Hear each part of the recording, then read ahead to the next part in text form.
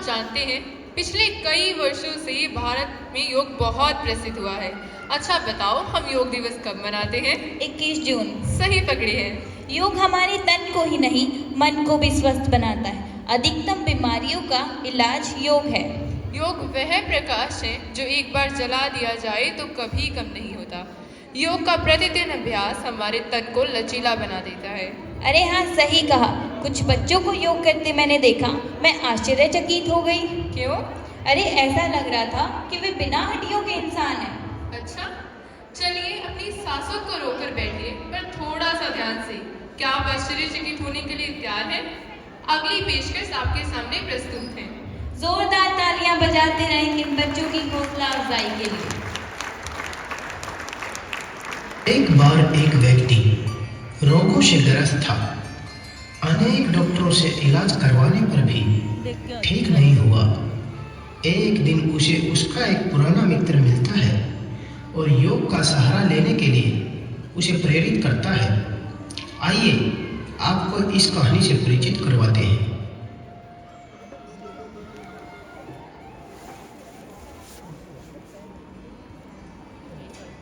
अरे मोहन, कैसे हो तुम?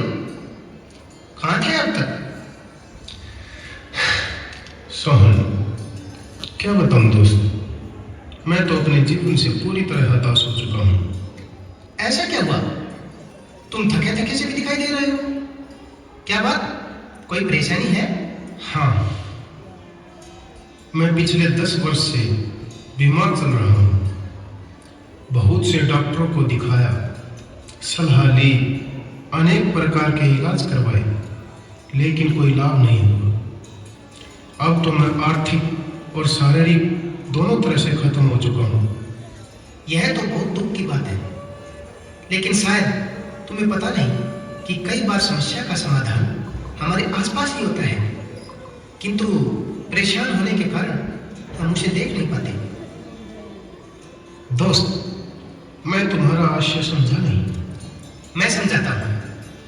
असल में हमारे देश के ऋषि मुनियों द्वारा खोजा गया योग एक ऐसा साधन है जिसे बड़ी से बड़ी बीमारी को ठीक किया जा सकता है।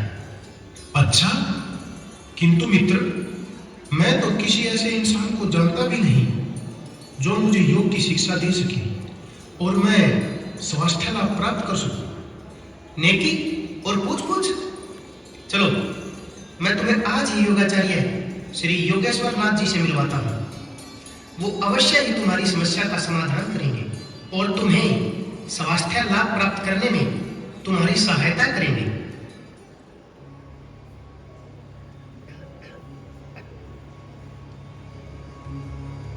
दोनों मित्र आचार्य के पास पहुंचते हैं।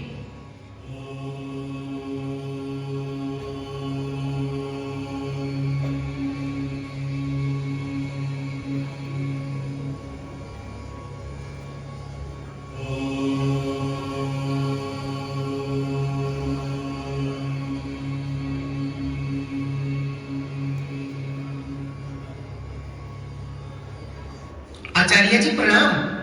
आचार्य जी, यह मेरा मित्र है और लंबे समय से बीमार चल रहा है। चारों तरफ से उम्मीद के दरवाजे बंद होने के बाद यह आपकी शरण में आया है।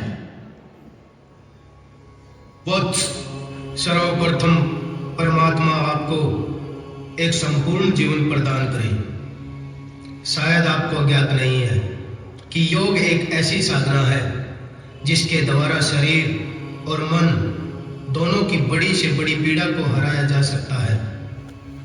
मैं पूर्ण प्रयास करूंगा कि आपकी समस्त शारीरिक पीड़ाओं को समाप्त कर सकूं, किंतु इसके लिए आपको प्रतिदिन मेरे आश्रम में आकर योग साधना करनी होगी। जी अवश्य गुरुजी। बाद में वह प्रतिदिन योग हेतु आचार्य जी के पास आता है। पद्मासन।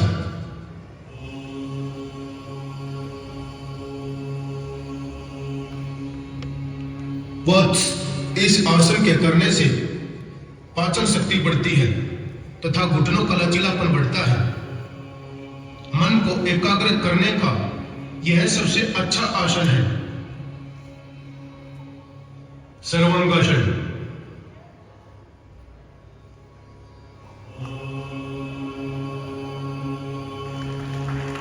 इस आसन को करने से भूख बढ़ती है, बढ़ा हुआ पेट कम तथा रक्त संचार तेज हो जाता है। मत्स्य आसन।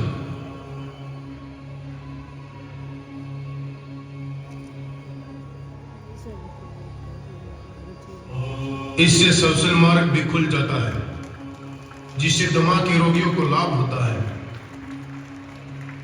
ग्रीवा की हड्डी बढ़ने पर इसका अभ्यास उपयोगी है। अर्ध मत्स्य आसन।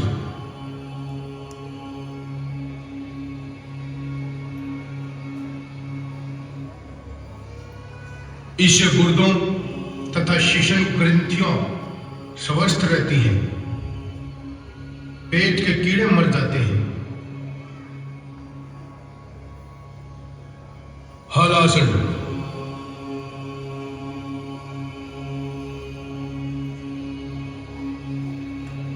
वत्स। इस आसन को करने से पीठ का दर्द ठीक तथा मेरुदंड में लचीलापन होता है, पेट के अवयव ठीक रहते हैं।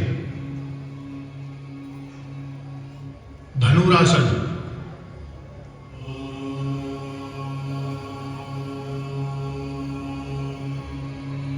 वत्स। इस आसन को करने से गठिया तथा मूत्र संबंधी बीमारियां ठीक होती हैं। इस आसन से नाभि का टलना दूर होता है तथा मेरुदंड के कशेरु खींचकर कद की वृद्धि होती है। आकरण धनुरासन।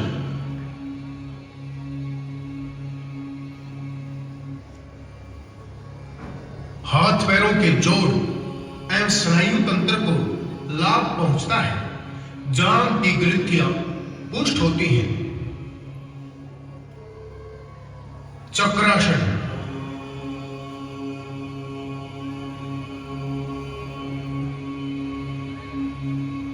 वत्स।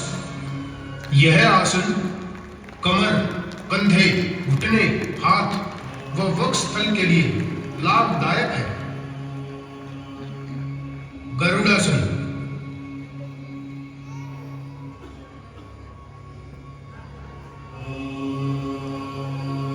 इस आसन को करने से पैरों के स्नायु स्वस्थ रहते हैं, गठिया दर्द दूर होता है।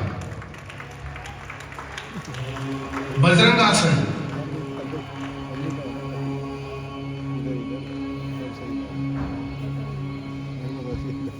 यह आसन स्त्रियों के लिए विशेष लाभदायक होता है, बस्ती प्रदेश की हड्डी लचीली बनी रहती है।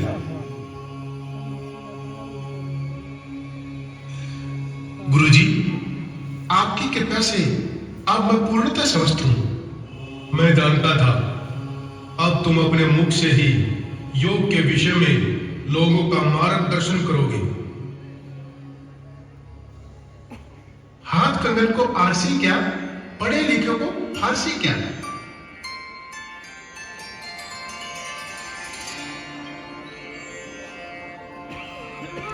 जैसा कि इस लघु नाटिका के माध्यम से आपने देखा कि योग साधना एक ऐसी विद्या है जिसके द्वारा केवल शारीरिक ही नहीं, मानसिक और आर्थिक सुख भी प्राप्त किया जा सकता है। योग के माध्यम से तो परम तत्व की प्राप्ति भी संभव है। अतः मैं आपसे भी यही निवेदन करता हूं कि आप भी इसे अपने जीवन में उतारें और अपने जीवन को सुखमय बनाएं। हरि ओम।